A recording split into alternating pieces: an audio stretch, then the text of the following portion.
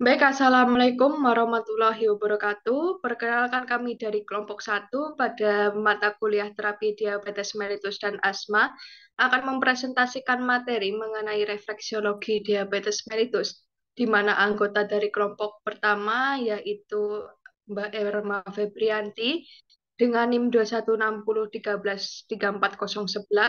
lalu Mbak Ratna Mutumanikam dengan NIM 21601334014, Talika Septia Salsabila dengan NIM 21601334018, dan saya sendiri Tristan Ingrid Sekinurta Safitri dengan NIM 21601134036. Lalu untuk pembahasan materi akan dibawakan oleh Mbak Talika dan dilanjutkan oleh Mbak Rema, yang selanjutnya untuk materi terakhir akan dibacakan oleh Mbak Ratna Mutumanikam. Untuk pembawaan materi, waktu dan tempat saya persilahkan. Baik, terima kasih moderator atas waktu dan tempatnya. Di sini saya akan menjelaskan dasar-dasar dari diabetes mellitus, mulai dari pengertian diabetes, di mana diabetes itu merupakan suatu penyakit atau gangguan metabolisme kronis dengan multi-etiologi yang ditandai dengan tingginya kadar gula darah, disertai dengan gangguan metabolisme karbohidrat, lipid, dan protein sebagai fungsi insufisiensi fungsi insulin. Insufisiensi fungsi insulin dapat disebabkan oleh gangguan atau defisiensi produksi insulin oleh sel-sel beta Langerhans, kelenjar pankreas, atau disebabkan oleh kurang responsifnya sel-sel tubuh terhadap insulin. Pengertian diabetes tersebut diambil dari WHO tahun 1999. Selanjutnya, untuk organ tubuh yang diserang ketika terkena diabetes itu adalah pankreas. Kenapa pankreas? Karena di dalam pankreas itu terdapat produksi hormon insulin, di mana hormon insulin merupakan hormon yang mengatur tinggi rendahnya kadar gula darah dalam darah. Lanjut, selanjutnya adapun jenis-jenis diabetes itu ada 3, yaitu yang pertama ada diabetes tipe 1 atau diabetes mellitus tergantung insulin, kemudian ada diabetes tipe 2 atau diabetes mellitus tidak tergantung insulin, dan diabetes gestasional DM, di mana diabetes gestasional DM ini biasa terjadi pada seorang ibu hamil. Kemudian untuk diabetes 1 dan diabetes 2, untuk diabetes 1 itu penyebabnya biasanya disebabkan oleh pankreas yang rusak, sedangkan untuk diabetes kedua atau tipe 2 itu biasanya disebabkan oleh reseptor dalam pankreas itu yang rusak. Jadi untuk diabetes tipe 1 itu pankreasnya yang rusak. Nah, kalau untuk tipe 2 itu hanya reseptornya yang rusak seperti itu. Kemudian untuk diabetes tipe 1 ini biasanya dia sudah ada sejak lahir atau bisa jadi karena keturunan ataupun kecelakaan. Namun untuk diabetes tipe 2 ini biasanya dia terjadi ketika sudah dewasa karena bisa jadi disebabkan oleh lifestyle atau gaya hidup yang kurang sehat seperti itu. Lanjut, untuk selanjutnya itu adapun perbandingan dari banyak kasus diabetes dari diabetes tipe 1 dan diabetes tipe 2, di mana bisa dilihat pada grafik berikut bahwa diabetes tipe 2 itu lebih tinggi angkanya dibandingkan dengan penderita diabetes tipe 1, di mana diabetes tipe 1 itu berada di angka 15% dan diabetes tipe 2 itu berada di angka 85%. Kemudian adapun gejala dari diabetes itu yang pertama lemas atau cepat lelah, kemudian yang kedua itu glukosa di urin menjadi positif. Glukosa di urin menjadi positif itu bisa diidentifikasi secara sederhana dengan cara urin ditempatkan di wadah kecil yang terbuka, kemudian urin tersebut diletakkan di tempat yang sering dilalui oleh semut. Jika urin tersebut dihinggapi oleh semut, maka urin tersebut bisa dikatakan positif mengandung glukosa. Kemudian untuk gejala yang ketiga itu berat badan dapat naik ataupun turun secara drastis. Adapun 3 gejala pokok dari diabetes itu biasa disebut dengan trias diabetika. Yang pertama itu ada poliuri, di mana poliuri itu artinya dia sering buang air kecil, di mana sering buang air kecil ini dimaksudkan pada malam hari itu dia sering buang air kecil lebih dari 2 kali. Kemudian yang kedua itu ada polidipsi, dia mudah merasa haus. Kemudian yang ketiga itu ada polipagi, sering merasa lapar. Selanjutnya. Kemudian adapun komplikasi-komplikasi yang terjadi ketika seseorang menderita diabetes itu yang pertama ada hipertensi, yang kedua itu ada jantung lemah atau penyakit jantung. Dan fakta menariknya itu 26% penderita diabetes tidak mengetahui bahwa dirinya itu mengidap penyakit jantung. Nah, kemudian ada 4 pilar manajemen diabetes. Yang pertama itu ada edukasi. Edukasi itu dilakukan baik kepada penderitanya maupun kepada keluarga dari penderita diabetes tersebut. Kemudian yang kedua ada aktivitas fisik.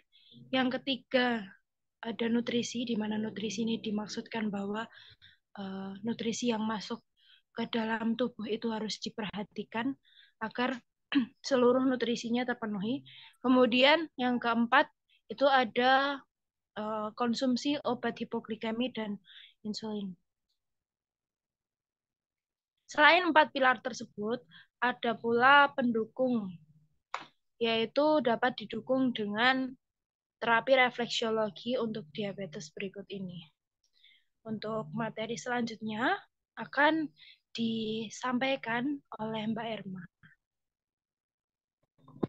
Baik, terima kasih kepada Mbak Salsa. Untuk selanjutnya, saya izin menyampaikan terkait refleksiologi pada bagian kaki. Untuk bagian kaki ini, sebelum melakukan pengecekan atau sebelum melakukan refleksiologi, diharuskan melakukan pengecekan terlebih dahulu. Hal ini karena pada pasien diabetes, apabila pada kaki terdapat bau atau mungkin terdapat tanda berupa warna kebiruan atau warna kehitaman pada bagian ujung jari, itu sebaiknya segera rujuk pasien ke dokter dan tidak boleh dilakukan refleksiologi.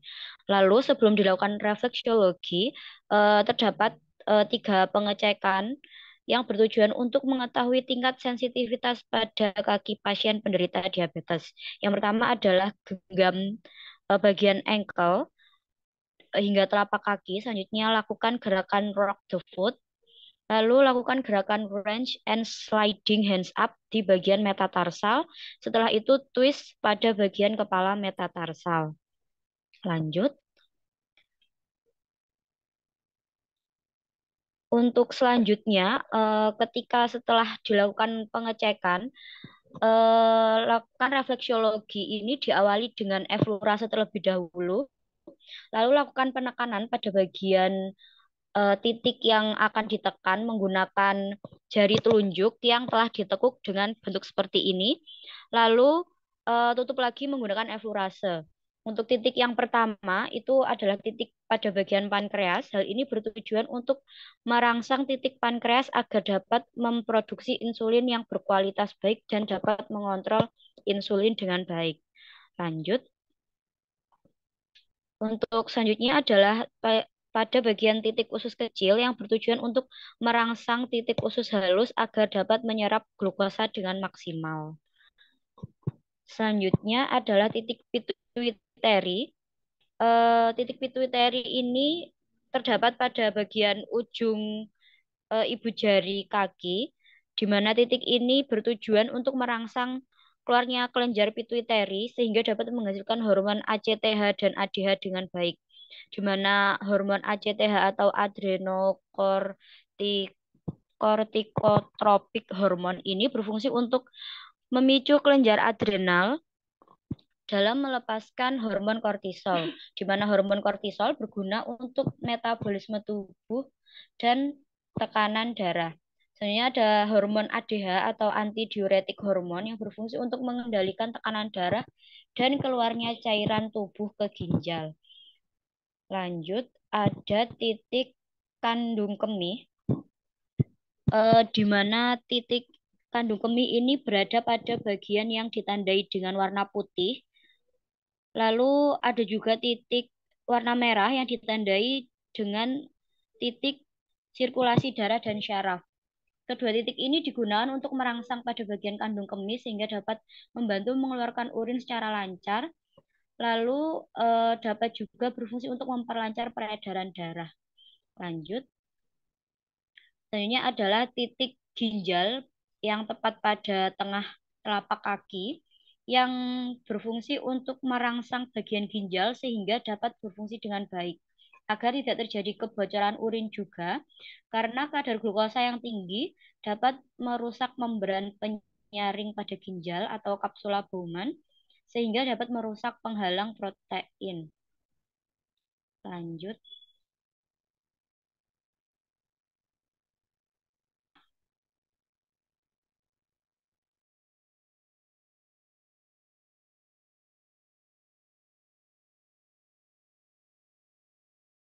Oke, untuk selanjutnya adalah titik dorsal nerve yang terletak pada 1/3 lurus jari kelingking pada kaki yang bertujuan untuk merangsang titik dorsal nerve. Selanjutnya ada titik limfa yang terletak pada bagian punggung kaki bagian dalam yang lurus pada mata kaki yang searah dengan ibu jari. Titik ini digunakan untuk merangsang titik limfa agar dapat bekerja dengan baik. Dalam diabetes, kerja limfa mengalami masalah yang ditandai dengan mati rasa dan bengkak pada bagian kaki, sehingga dapat dihubungkan dengan kelembapan, di mana kelembapan cenderung mempengaruhi tubuh bagian bawah, sehingga menyebabkan aliran Qi tidak lancar. Lalu kelembapan ini disebabkan oleh limfa yang bermasalah, di mana limfa gagal untuk mengubah dan mentransformasikan cairan yang menyebabkan sirkulasi cairan tidak lancar sehingga membuat Qi tidak seimbang. Ketidakseimbangan Qi ini juga dapat terkait pada penurunan emosional atau sehingga terjadi stres, dan diabetes akan sangat terpengaruh dengan ketidakseimbangan kerja hati dan limfa ini. Lanjut. Selanjutnya adalah titik soleus, di mana titik ini berada 4 jari di atas mata kaki. Pada titik soleus ini kenapa harus dirangsang? Karena metabolismenya menggunakan glukosa darah sehingga dapat merilis glukosa darah dengan baik. Selanjutnya ada titik kandung kemih yang berada di belakang lutut yang bertujuan untuk merangsang bagian kandung kemih sehingga dapat membantu mengeluarkan urin dengan lancar.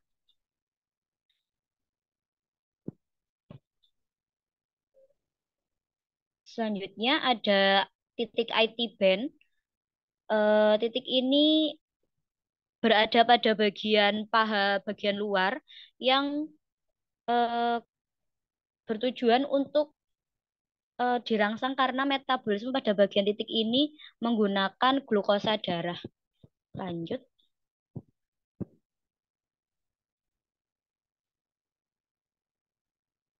Untuk yang terakhir ada titik bagian paha bagian kiri tengah yang bertujuan untuk merangsang bagian pankreas agar dapat memproduksi insulin dengan kualitas baik dan dapat mengontrol insulin dengan baik. Untuk bagian refleksiologi pada telapak tangan akan dibacakan oleh Mbak Ratna. Waktu dan tempat dipersilahkan.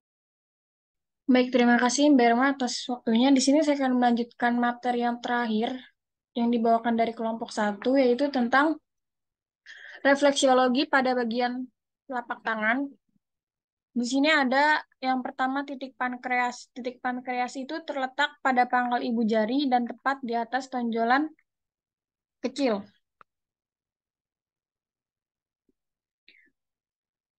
Dan di titik pankreas ini, dapat memproduksi insulin yang dimana berfungsi untuk mengontrol kadar gula darah. Nah, untuk titik pankreas ini terletak tepat di atas tonjolan kecil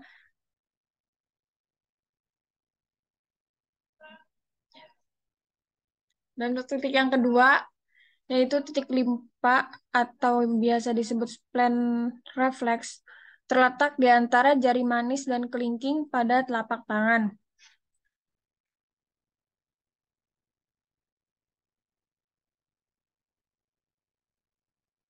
Dan untuk titik yang ketiga yaitu titik ginjal.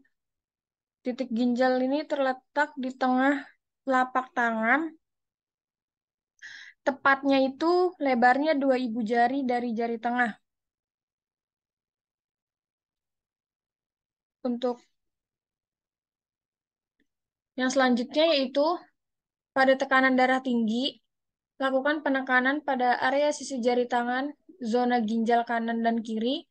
Selain itu, rangsang juga titik jantung bagian kanan dan kiri, anak ginjal kanan dan kiri, serta tekanan darah tinggi.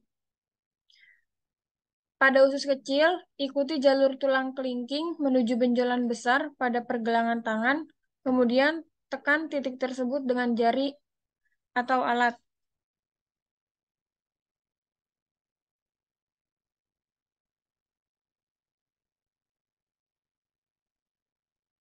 Baik, saya kembalikan lagi kepada moderator. Baik, terima kasih atas pemaparan materinya dari Mbak Talika, Erma, dan Ratna. Selanjutnya yaitu kami dari kelompok 1 akan menampilkan mengenai video singkat dari massage terapi refleksiologi untuk penderita pasien diabetes mellitus. Untuk Mbak Ratna bisa ditampilkan videonya. Video refleksiologi diabetes mellitus. Refleksiologi diabetes bagian kaki. Genggam bagian ankle, kemudian lakukan gerakan rock the foot seperti pada video. Setelah itu, lakukan gerakan wedge and sliding hands up di bagian metatarsal, lalu twist bagian kepala metatarsal. Gerakan ini bertujuan untuk mengetahui sensitivitas kaki pasien. Kemudian lakukan eflorase pada titik pankreas dan titik usus kecil. Setelah melakukan eflorase, kemudian beri tekanan pada titik pankreas dan titik usus kecil, di mana titik pankreas itu yang ada di sebelah atas dan titik usus kecil itu ada di sebelah bawah. Setelah melakukan penekanan, kemudian tutup dengan eflorase lagi. Untuk tujuan ditekannya titik pankreas itu untuk merangsang titik pankreas agar dapat memproduksi insulin yang berkualitas baik dan mengontrol insulin dengan baik. Kemudian untuk penekanan di titik usus kecil itu tujuannya untuk merangsang titik usus halus agar dapat menyerap glukosa dengan maksimal. Kemudian lakukan eflorase pada titik kelenjar pituitary. Setelah itu lakukan penekanan dan ditutup dengan eflorase lagi. Tujuannya itu untuk merangsang kelenjar pituitary sehingga dapat menghasilkan hormon ACTH dan ADH dengan baik. Selanjutnya beri penekanan pada titik kandung kemih dengan cara melakukan penekanan berjalan dari ujung tungkai hingga ujung ibu jari. Kemudian lakukan pengulangan pada keempat jari lainnya. Nah, tujuannya itu untuk merangsang bagian kandung kemih sehingga dapat membantu mengeluarkan urin dengan lancar. Lalu, pada bagian jari-jari kaki memiliki fungsi untuk memperlancar peredaran darah. Untuk cara penekanannya bisa dilihat pada video.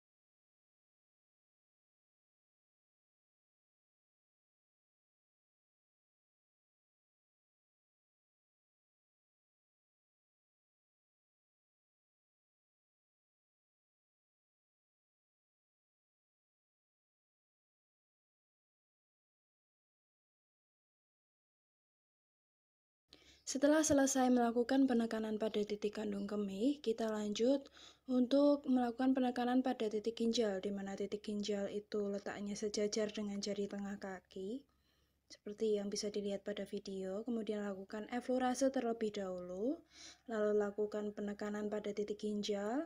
Setelah itu ditutup dengan eflorase. Ini bertujuan untuk merangsang bagian ginjal sehingga dapat berfungsi dengan baik, agar tidak terjadi kebocoran urin karena kadar glukosa yang tinggi dapat merusak membran penyaring pada ginjal. Kemudian lanjut pada titik dorsal nerve. Lakukan eflorase sebelum melakukan penekanan selama kurang lebih 5 detik, kemudian lakukan penekanan dan nanti ditutup lagi dengan melakukan eflorase. Penekanan pada titik ini bertujuan untuk merangsang titik dorsal nerve. Setelah melakukan penekanan pada titik dorsal nerve, lanjut pada titik limfa, lakukan eflorase dengan mengarah ke atas. Kemudian lakukan penekanan dan nanti ditutup lagi dengan eflorase setelah melakukan penekanan. Tujuan dari dilakukannya penekanan pada titik limfa itu untuk merangsang titik limfa agar dapat bekerja dengan baik.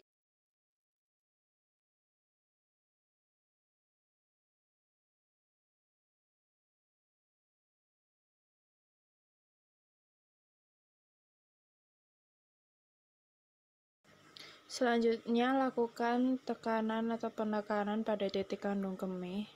Itu areanya di belakang lutut. Yang pertama itu lakukan eflorase terlebih dahulu, kemudian lakukan penekanan dan ditutup dengan eflorase. Untuk penekanan pada titik kandung kemih ini mempunyai tujuan untuk merangsang bagian kandung kemih sehingga dapat membantu mengeluarkan urin dengan lancar. Kemudian lakukan penekanan pada daerah IT band menggunakan alat di sekitar seperti botol kaca, kayu, spatula, atau jika memiliki alat refleksiologi dari kayu juga bisa digunakan. Tujuan dilakukannya penekanan pada IT band ini karena pada musculus ileum tibialis itu metabolisnya menggunakan glukosa darah sehingga dapat merilis glukosa darah. Kemudian yang terakhir pada bagian kaki itu lakukan penekanan pada bagian tengah paha bagian kiri. Itu yang pertama caranya lakukan eflorase, kemudian lakukan penekanan dan ditutup lagi dengan eflorase dengan tujuan untuk merangsang bagian pankreas agar dapat memproduksi insulin dengan kualitas baik dan mengontrol insulin dengan baik. Refleksiologi diabetes bagian tangan. Lakukan penekanan pada titik pankreas yang terletak pada pangkal ibu jari dan tepat di atas tonjolan kecil dengan cara melakukan eflorase terlebih dahulu sebelum melakukan penekanan, kemudian lakukan penekanan pada titik pankreas, lalu ditutup dengan eflorase. Penekanan ini bertujuan untuk merangsang pankreas.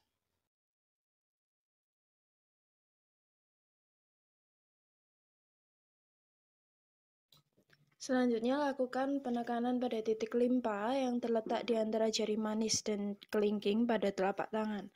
Untuk cara penekanannya sama seperti yang sebelumnya, yaitu lakukan eflorase terlebih dahulu sebelum melakukan penekanan dan ditutup dengan eflorase kembali. Hal ini ditujukan untuk merangsang limfa.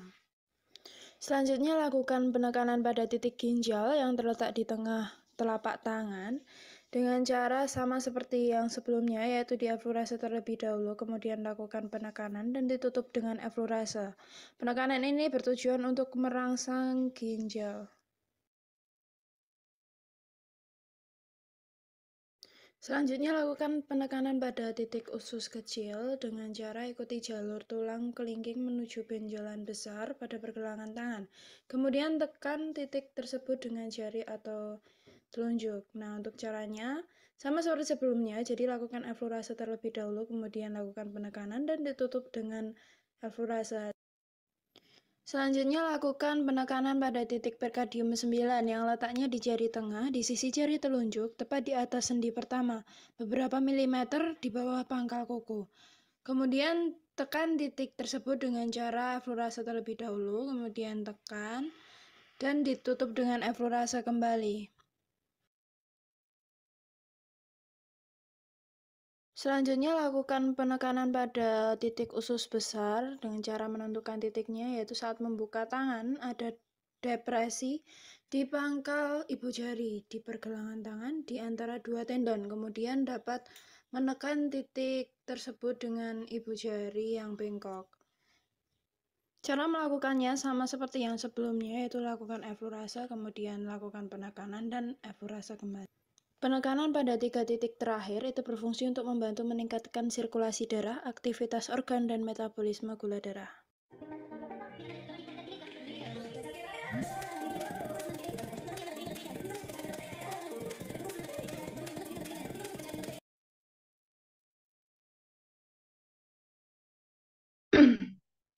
Ya, baik. Sebelumnya merupakan tampilan video dari kelompok 1 mengenai pijat refleksi untuk pasien diabetes mellitus.